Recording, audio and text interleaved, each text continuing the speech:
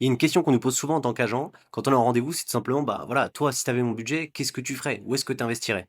Dans cette vidéo, je vais me mouiller, selon ton budget de 150 000 à 1 million d'euros, je vais dire où est-ce que j'investirais et surtout pourquoi. Et restez jusqu'au bout, vous verrez, je parlerai d'une zone qu'il n'y a personne qui market un peu, dont il parle, et à partir d'un certain budget, je la trouve très intéressante et j'expliquerai pourquoi. Donc pour ceux qui ne me connaissent pas, je suis Clément, je suis agent immobilier à Dubaï, et du coup, pour vous faire un petit cadeau, pour vous remercier d'être là, je vous ai fait un petit lien qui s'appelle le radar des opportunités que je publie et je mets à jour chaque semaine, dans lequel il y a toutes les opportunités du marché, tous les lancements en cours, tous les lancements à venir. Vous pouvez cliquer, il y a toutes les informations. Si ça vous intéresse, c'est dans la bio de cette vidéo. Ok, donc commençons, entrons dans le vif du sujet. Tu as un budget de 150 000 euros. En gros, où est-ce que tu investis? Pour moi, il y a deux profils dans ceux qui ont 150 000 euros. Tu as le profil qui a à peu près 40-50 000 euros d'apport et qui va chercher à acheter à Dubaï. Et tu as le profil qui a par exemple vendu un appartement et qui a 150-180 000 euros à investir. Dans le profil globalement qui a que 40-50 000 euros d'apport et qui veut un studio, il y a deux endroits que je trouve super intéressants. Ok. Endroit numéro un, c'est juste ici, ça s'appelle Jebel Ali. Et en gros, pourquoi? Parce qu'il y a Imtiaz juste là qui fait un paquet de projets. Je la fais simple, je mettrai mon argent là parce que globalement, c'est la sécurité d'avoir un super promoteur dans un quartier en développement, mais qui a le métro juste à côté. Et donc c'est un mix super intéressant pour un investisseur où vous achetez clé en main sans vous prendre la tête, un truc qui sera top. La deuxième zone que je trouve intéressante, c'est Dubai Land Résidence Complexe. Pourquoi? Parce que là, vous achetez dans un quartier qui est moins au démarrage, il y a 9000 transactions locatives.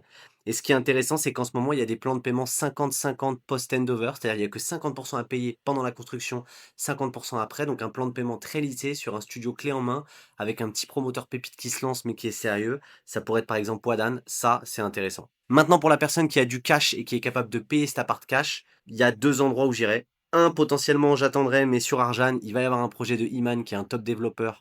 Donc, je vais sur une zone où il y a énormément de transactions, où c'est cher, mais j'achète le meilleur promoteur, comme ça, je suis sûr de louer. Deux, j'irai chercher des deals ici, parce que notamment, il y a Bingati qui fait des deals de dingue sur Majan, et où là, on peut s'acheter aussi un super promoteur avec un prix moins cher que dans certaines zones. Ok, donc maintenant, je vais passer au budget un peu de 250 000 euros, mais reste jusqu'au bout, parce que tu vas voir, à partir de 400 000 euros, je vais un peu aller contre-marché et je vais un peu défoncer des choses que les gens vendent et que c'est pas forcément toujours intéressant. Pour moi, si tu as 250 000 euros, pareil, il y a deux schémas. Soit tu les as direct en cash, et dans ce cas-là, je t'invite à vraiment te réveiller parce qu'il y a ce promoteur qui s'appelle Beyond qui est du même niveau que Ellington qui lance une communauté avec des prix sur les one bed à 1.1 sur du coup, c'est pas juste acheter un appart, c'est acheter une communauté, c'est un plan de paiement en 40-60 donc ça se trouve tu peux même garder ton argent, 60% de ton argent tout le temps de la construction pour le faire fructifier et ne payer qu'à la fin. C'est une localisation qui est centrale où il y a des routes qui vont arriver, qui vont relier directement à Downtown.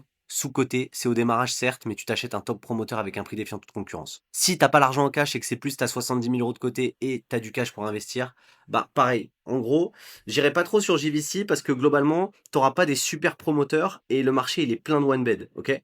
Donc ça va pas trop m'intéresser. Et tu pourras pas aller sur Arjan non plus parce qu'il y aura très peu de post-handover ou des trucs un peu moins bien. Donc j'irai chercher deux choses, la même chose. Soit j'irai sur des plans de paiement très étalés sur Dubai Land Residence Complexe, comme ça tu te déstresses sur l'argent et tu as un bon petit promoteur. Soit j'irai directement à Jebel Ali sur Imtiaz pour m'acheter le meilleur promoteur de Dubaï dans ce type de budget. Ok, maintenant, quand on arrive à peu près à 400 000 euros, on commence à arriver, 400-500 000 euros, on arrive dans des zones un peu là. Ok. Donc les gens, ils vont regarder tout ce qui va être Meydan, tout ce qui va être Shoba Heartland juste ici, ils vont regarder Dubaï Creek Harbour, ils vont regarder Business Bay, etc. Personnellement, c'est mon avis, mais je trouve que les prix sur Meydan à voir, mais c'est des endroits où les prix sont très chers. Donc quelqu'un qui veut acheter un top promoteur, se rassurer, être proche, etc. Mais c'est une zone au démarrage où les prix sont presque aussi chers en prix par square feet que les zones qui sont déjà développées autour. Ok. Donc hormis top promoteur, front Lagron, un truc spécifique et tout, je trouve que parfois c'est un peu surcoté et survendu. Shobartland et tout, c'est top, mais dans l'idée, en fait, t'as quand même beaucoup d'unités qui arrivent, t'as la qualité Shoba, mais t'as pas de liquidité, c'est des petites surfaces, et du coup, au prix par square feet, je trouve aussi c'est cher. Ça veut pas dire que c'est mal, c'est mon avis. Imark Ricarbourg, globalement, je trouve c'est sous-coté. Je trouve que c'est un quartier de dingue, où il y a beaucoup d'infrastructures qui vont arriver, et potentiellement, je serais capable de mettre mon argent là-dessus, parce que en termes d'infrastructure par rapport aux deux autres quartiers, il va apporter beaucoup plus, et il a déjà une proof of market fit, c'est-à-dire qu'en gros, c'est déjà prouvé que ça marche, il y a des gens qui vivent et qui aident.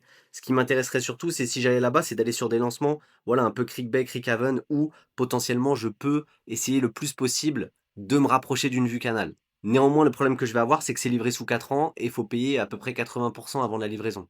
C'est pas un truc de dingue non plus ça en mode investisseur. Business Bay, c'est top, mais il y a quand même une oversupply qui arrive qui est assez inquiétante. Il y a 2 quartiers un peu que je trouve sous-cotés sur lesquels je pourrais aller mettre mon argent. Le tout premier, je vais y aller, c'est Al Jadaf. Pourquoi?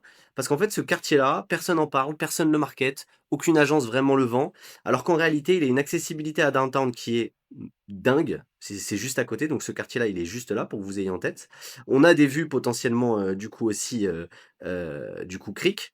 On a globalement une station de métro déjà existante qui est juste là, en fait, qui monte, et on a la nouvelle station qui arrive en 2029 qui va relier directement à Cricarbourg. Donc on est proche du centre, proche de Business Bay, on a 2 stations de métro et globalement, on a des prix parfois 20 à 30 moins chers que Business Bay. Donc j'irai regarder ce truc-là parce que c'est intéressant et notamment en Airbnb, des fois il y a des rentas qui sont vraiment plus intéressantes. Le deuxième endroit que j'irai regarder et un peu coup de cœur, voilà, moi c'est Jumeirah Garden City. Alors le point faible, c'est qu'il y a pas, des top promoteurs dessus, il y a pas Ellington et cetera. Néanmoins, on a Prestige One qui a fait un projet, on a Object One qui vient de livrer qui a fait un projet, on a Magid qui va livrer et du coup qui sera plus safe, qui va refaire des projets, ça se trouve dans la zone et on a Holm et en gros pourquoi je trouve c'est sous-coté? Parce que cet endroit-là globalement, il est à 2 kilomètres de la mer, il est en face d'une station de métro, il est en face de DIFC qui est là où il y a tous les gens qui travaillent pour la finance, il est juste à côté, du centre-ville. C'est un quartier low-rise dans lequel il y a des vues, dégagées où on peut même voir DIFC et downtown et globalement, on est 30 parfois moins cher que, bah, tout ce qui va être ici avec City Walk ou parfois même downtown et on a des rentabilités sur ce quartier pour des billets à 400-500 000, à 7-8 net. C'est choquant, donc sous-coté. Voilà. Moi, franchement, mon avis un peu tranché sur ce type de budget 400-500 000, c'est, peut-être pas Meydan, peut-être plus Jumeirah Garden City. OK, maintenant je vais te donner mon avis pour les budgets un peu supérieurs à 500 000 et surtout à la fin pour les 1 million, reste parce qu'en fait, je vais te parler d'un truc qui n'existe pas encore sur le marché, qui va arriver, qui est super intéressant. OK, globalement, dès qu'il y a plus de 500-600 000 euros, c'est des gens qui vont potentiellement chercher de la plus-value. Enfin, moi, je trouve que ça devient intéressant de jouer à ce jeu-là à Dubaï. Et en fait, la chance qu'ils ont, c'est qu'ils peuvent aller sur Dubai Island. Dubai Island, je vais la faire simple. Le meilleur endroit pour aller en ce moment, c'est Beyond, notamment Ado, qui ont un projet front plage, accès plage, privé, 40% ou je sais plus de verdure. Voilà, c'est magnifique. Il y a tout ce qu'il faut. Et en gros, ils sont en train de lancer la phase 2. Genre, c'est un no-brainer. Je veux dire, c'est le truc qui sera le plus difficile à avoir dans le futur à Dubaï. On est sur du front mer, accès plage privé, design totalement différenciant, top promoteur, des hôtels à l'intérieur, énormément d'amenities et on est à 15-20 minutes du Burj Khalifa. Et à terme, en fait, en plus sur cette île, on a un énorme mall, on a plein d'infrastructures, donc c'est le max du max. Il n'y a même pas de questions à se poser. Après, pour les budgets qui sont supérieurs à 1 million d'euros, ça commence à être intéressant parce qu'on commence à aller dans les villas et du coup, je vais vous parler d'un truc qui est un peu, qui arrive et qui est super intéressant à suivre. En fait, le marché du villa, il est en pleine explosion à Dubaï, mais néanmoins, il faut faire attention. Il y a pas mal de projets de townhouse qui ont été livrés, il y a énormément de volumétries qui ont été faites par Damac, Emar, etc. Donc il n'y a pas tout le monde qui va gagner. Ça se trouve, il y a une énorme livraison qui va arriver dans les années à venir et voilà, faut choisir le bon truc. Néanmoins, ce qui est intéressant, c'est qu'en fait, avec le marché qui change, il y a des top promoteurs qui se mettent à faire des projets de villas dans des zones un peu excentrées et du coup à des prix intéressants. Et ça, c'est une opportunité pour vous. Pourquoi? Parce qu'en fait, dans le marché des villas, le but, c'est pas seulement d'avoir du prix, c'est d'avoir quelque chose qui est unique, d'avoir un design différent, d'avoir un top promoteur, d'avoir une super communauté. C'est ça qui va faire que vous allez prendre de la valeur, pas que le prix. Et à ce niveau-là, du coup, je vais vous parler d'un truc qui n'apparaît même pas encore sur la carte. Ça va apparaître bientôt juste ici. En gros, à Al Yalaïs, il y a Ellington qui va lancer une communauté de villas. Pourquoi c'est intéressant? Parce que globalement, je vous la fais simple. Déjà, un, c'est un top promoteur. C'est le promoteur où potentiellement vous aurez le plus de liquidité, qui fait le plus de sérieux et qui fait le mieux les parties communes, etc. Et en fait, c'est ce qui va faire le succès d'une communauté de villas. Ok, premier truc. Deuxième truc, ce qui est intéressant, c'est qu'il lance très loin. Donc ça veut dire que vous allez avoir des prix qui vont être accessibles là où d'habitude c'était injouable. Vivre dans le meilleur promoteur à des prix accessibles, c'est le truc que tout le monde va vouloir. Troisième truc qui est intéressant, c'est que globalement, ce quartier-là, alors il y a peu de gens qui le connaissent, ça s'appelle Town Square. Ça explose, ça marche super bien, cette localisation est cartonne. Pourquoi? Parce qu'en fait, tu as l'impression que tu es loin, mais en réalité, ces zones-là, ces routes qu'on voit juste là, Emirates Road et tout, elles sont très peu utilisées. Du coup, en fait, ces gens-là, ils accèdent très facilement soit au côté gauche ici de Dubaï, soit au côté droit. Et en fait, ils sont facilement, vous regarderez à 30-40 minutes d'accessibilité de tout. Donc c'est une localisation qui paraît loin, mais qui est sous-cotée, qui a fait ses preuves. Et d'ailleurs, les townhouses, regardez l'évolution du prix des townhouses et des villas sur Town Square, vous serez choqués. Donc pour moi, ça c'est l'endroit où mettre son argent dès qu'on a plus d'1 million d'euros. Voilà, merci à vous d'être resté. N'hésitez pas à me dire, est-ce que vous êtes d'accord ou pas? Est-ce que sur certains choix, vous auriez mis votre argent ailleurs et où et pourquoi? Dans tous les cas, si vous avez des questions, que vous souhaitez investir à Dubaï, bah, n'hésitez pas à me contacter. Je réponds sous 24 heures, c'est gratuit, sans engagement. Si vous voulez en savoir plus sur Dubaï, bah, abonnez-vous à la chaîne. Et si vous voulez être tenu au courant des actualités et surtout des dernières opportunités, cliquez en lien de la bio sur le radar des opportunités.